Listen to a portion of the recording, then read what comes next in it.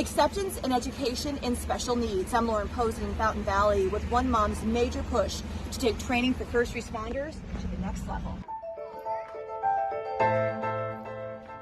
For the most part, a family trip to the library is filled with excitement of picking out new books with the hope of learning something new. But that's not the case for mom Crystal Belvins. She's a little worried, and with good reason. When they figure out that the book that I want is an educational book,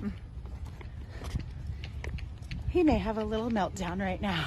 The day usually starts like this. Crystal makes a list of expectations. Now, this is mostly for her oldest child, Christian. Diagnosed with autism at 2 years old, he is now in his early teens. What are we going to do today?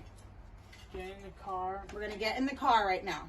Go to the library. Then we're going to go to the library. Like most parents, Crystal worries about both her kids as they get older when she won't be there to protect them. Her concern is even greater, though, because she has a special needs child. The big question is when situations arise and she's not with Christian, how will first responders handle the meltdown? This is what a meltdown could look like. You see the children resisting, even hitting the adults. In the event that maybe something dangerous did happen, would he really know how to handle himself?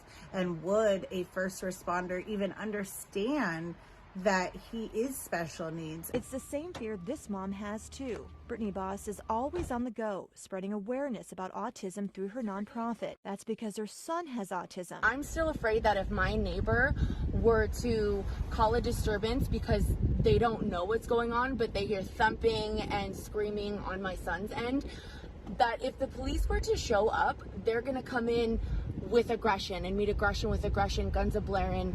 It's an understandable concern. In March, Los Angeles County Sheriff's deputies shot 25-year-old Isaiah Cervantes after they say the autistic man attacked one of their deputies. Noticing a teachable moment, Brittany collaborated with a team of doctors, including psychologist Dr. Meloria Tomeno, to make an educational training video for first responders, like the Fountain Valley Police Department. This video helps break down what the autism spectrum is. Many of these individuals have limited to no verbal abilities, And the different forms it can present itself in crisis situations. Sometimes maybe more traditional responses may escalate individuals with autism even further. And so really working together to understand what do the first responders needs, because we have no idea what it's like for them, and kind of sharing our expertise so that we can really work together and keep our community safe.